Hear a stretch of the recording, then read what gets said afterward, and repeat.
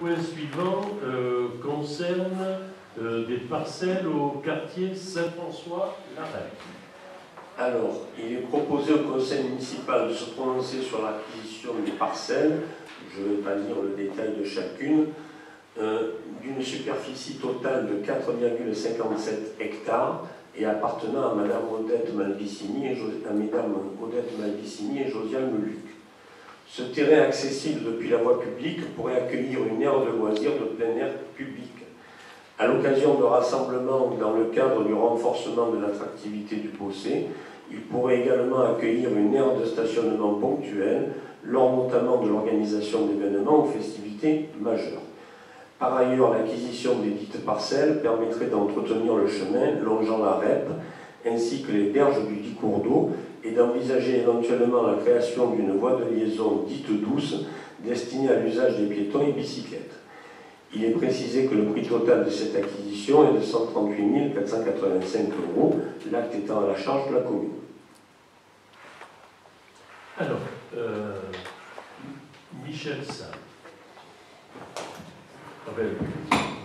J'aurais pu commencer de l'autre côté pour éviter le transit de micro. Merci. Moi, je voulais savoir ce que vous entendez par une aire de loisirs de plein air. Parce que c'est un terme qui est beau, mais qui est un peu vague. Donc, qu'est-ce que c'est une aire de loisirs de plein air? Alors, une aire de loisirs de plein air, c'est une aire sur laquelle on envisage en particulier de développer une piste de BMX qui existe à l'état sauvage actuellement, par exemple.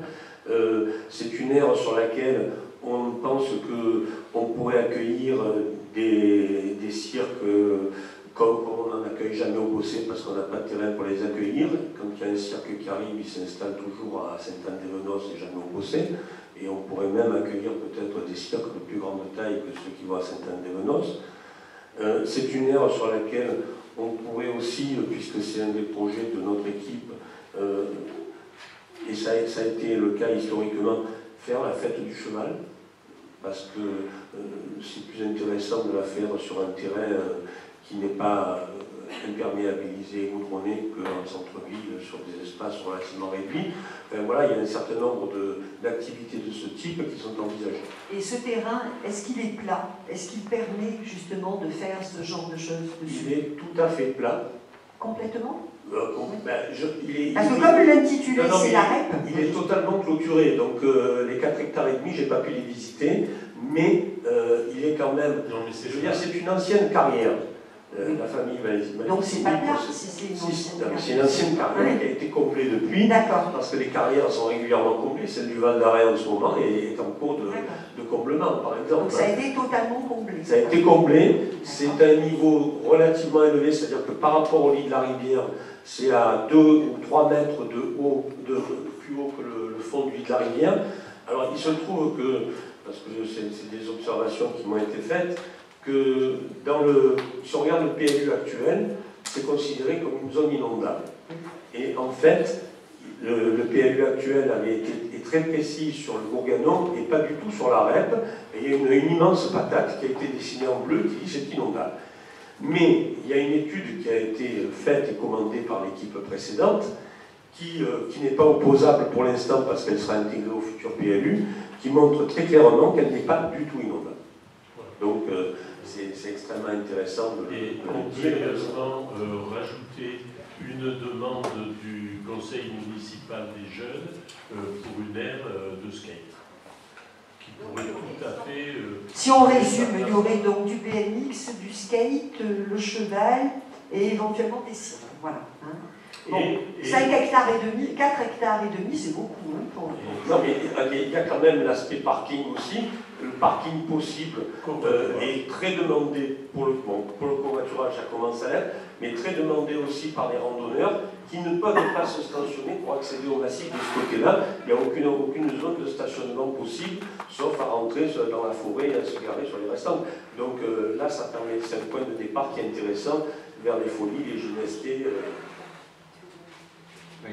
Oui, Madame Boussala.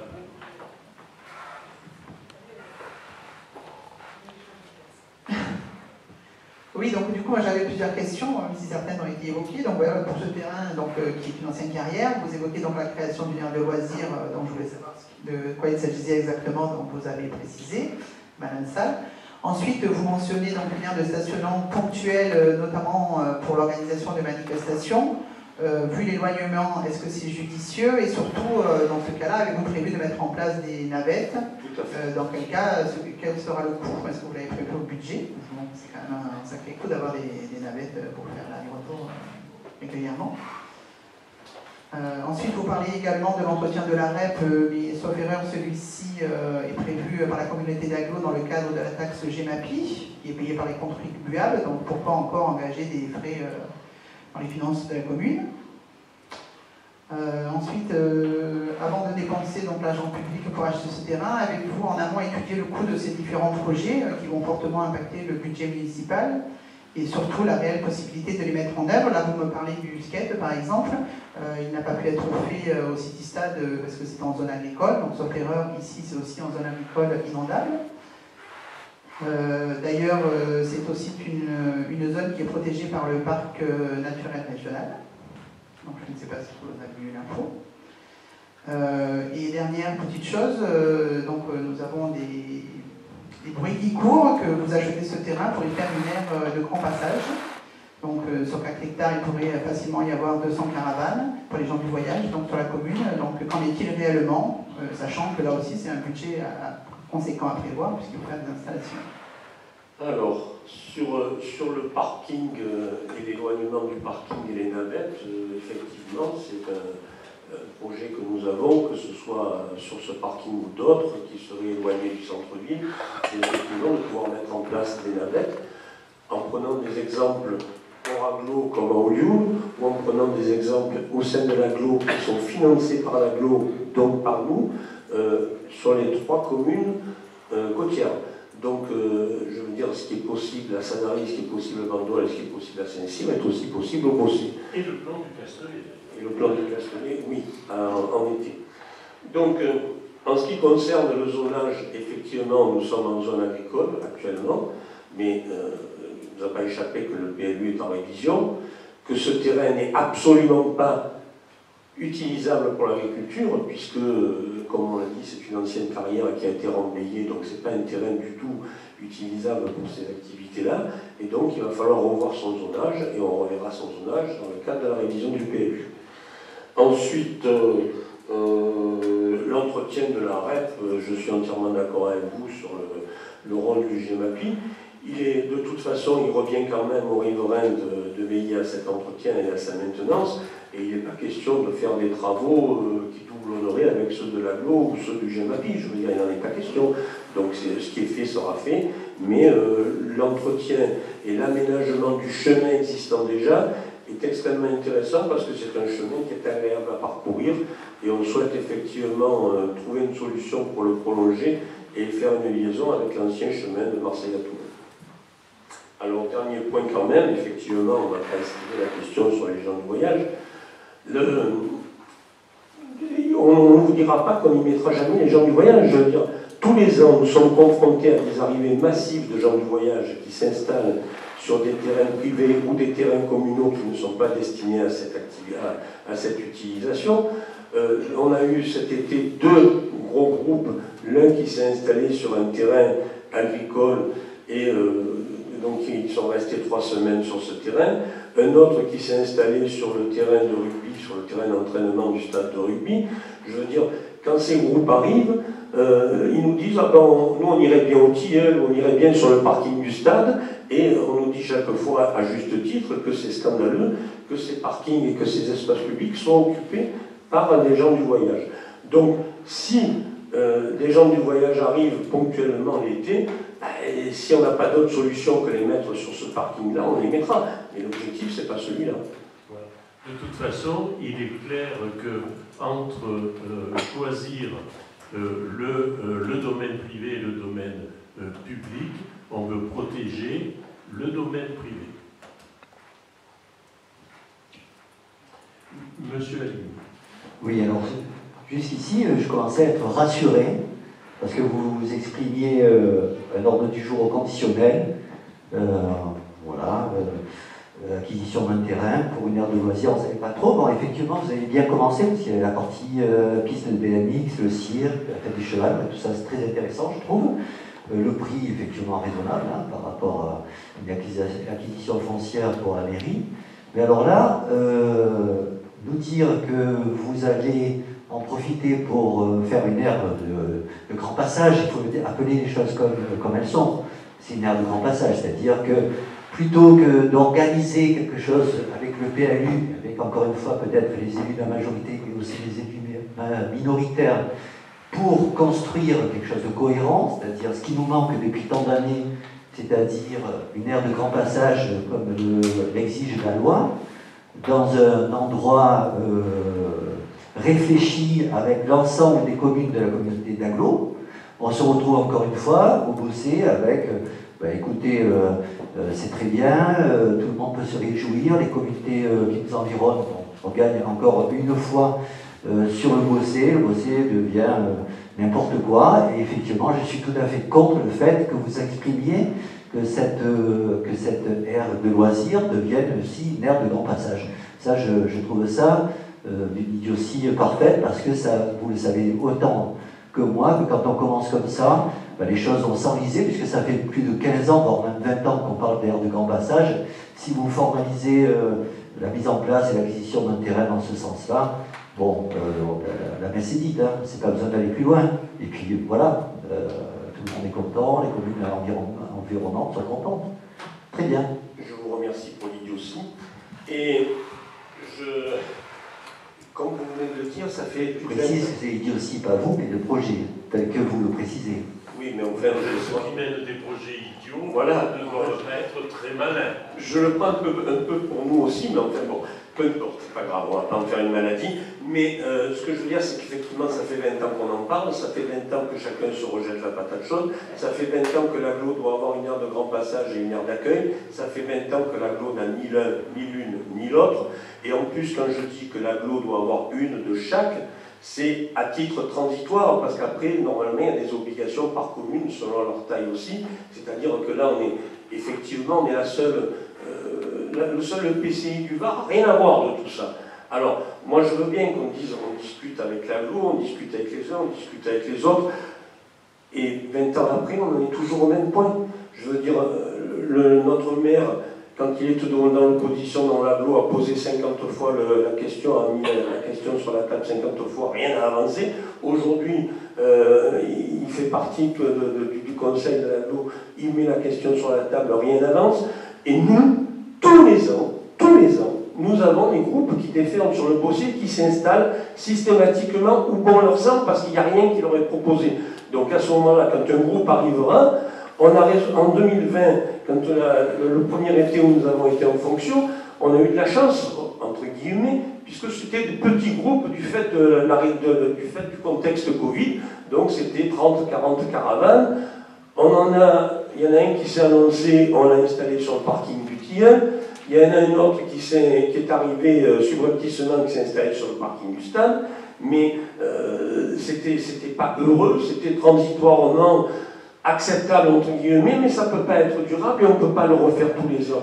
Cette année, c'était un groupe beaucoup plus important qui est arrivé, il y avait plus de 150 caravanes, ils se sont mis sur un terrain privé qui était en culture. Je veux dire, c'est intolérable. Alors moi je veux bien qu'on dise systématiquement, on leur proposera pas de solution, ils se débrouilleront, mais ils se débrouilleront au détriment de la collectivité au sens le plus large.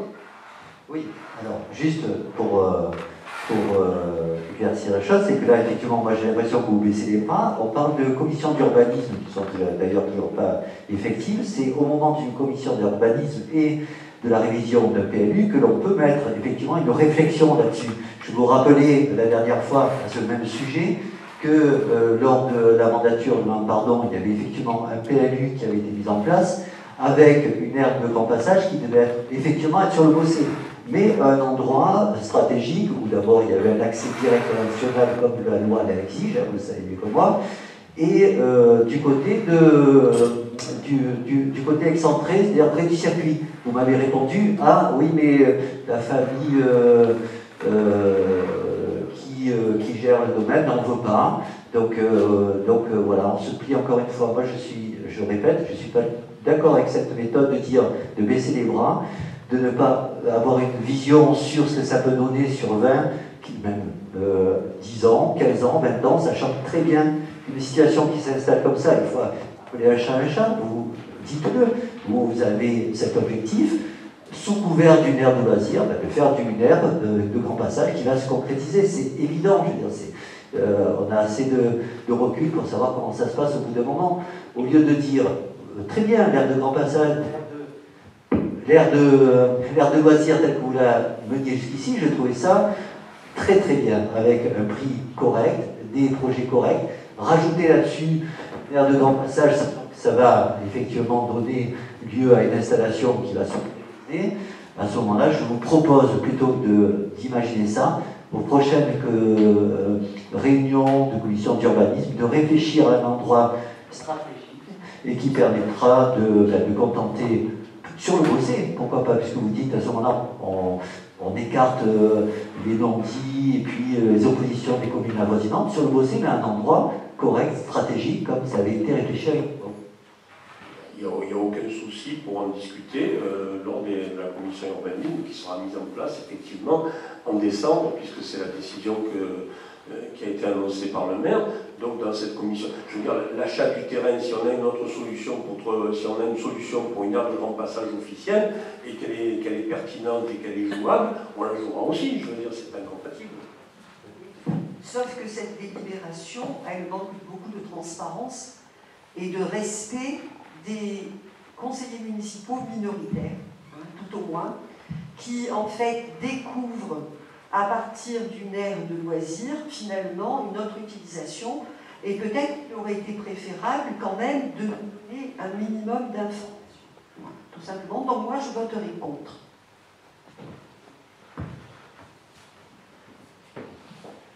En ce qui concerne le projet de Madame nous l'avons repris ce projet. Nous sommes allés avec un représentant de la préfecture examiner, et ensuite nous avons rencontré le représentant, et appartient à la famille Ricard, le représentant de la famille Ricard, qui a dit non pour ça. Alors, je ne sais pas, comment vous voyez les choses quand les propriétaires ne veulent pas vendre leur terrain, qu'est-ce que vous proposez? Je ne voulais pas citer la famille Ricard, effectivement, vous l'avez dit. Oui, mais pourquoi ne pas la citer? comment faire? C'est leur droit. Oui, c'est leur droit, mais c'est le droit aussi à la municipalité, donc à un maire en exercice, de préempter un terrain pour en faire un bien commun. Il ne s'agit pas de préempter, M. Aligny. Ce terrain n'était pas en vente. Donc, attendez, un PLU, ça se modifie, puisque vous allez le modifier, vous devez faire des zones. On peut très bien, vous parler de préemption. La préemption n'est possible que quand la vente est sur le point de se faire. Totalement, mais par contre, quand vous changez un PLU et que vous modifiez un PLU, vous pouvez mettre une zone. Modifier. Je vous rappelle quand même que nous avons des contraintes extrêmement fortes et que le terrain dont on vient de parler, le terrain Ricard, on aurait peut-être pu essayer d'avancer un peu, mais rien n'était gagné dessus en dehors de l'opposition de la famille Ricard, parce qu'on est en plein espace boisé classé, à risque extrêmement fort d'incendie de forêt. C'est-à-dire que c'est un endroit où on ne peut pas s'installer. Et quand je dis à cet endroit-là on ne peut pas le faire, c'est les 2/3 de la commune qui sont concernés par cet aléa très fort feu de forêt, y compris des zones actuellement urbanisées, sur lesquelles on ne va pas raser les maisons, mais les nouvelles lois qui apparaissent laissent entendre, et il va falloir voir le décret d'application, que si les maisons en question brûlent, elles ne pourront pas être reconstruites. Je veux dire, et ça, c'est pas nous qui le disons, c'est la loi qui dit, dans ces zones à très fort aléa feu de forêt, c'est de la responsabilité. Il faut aussi que les gens ne protègent pas leur maison, mais tant pis. Donc ce que je veux dire, c'est que cette aire de grand passage située juste sur la partie de la commune du Bossé, au sud du circuit, n'aurait certainement pas été validée par les services incendie. Ça, c'est certainement pas, c'est encore conditionnel. Moi, je vous dis qu'à un moment donné, il faut prendre les choses telles que... Il faut prendre les choses en main, et à un moment donné, La famille Ricard, très gentille, très bien, mais une municipalité doit imposer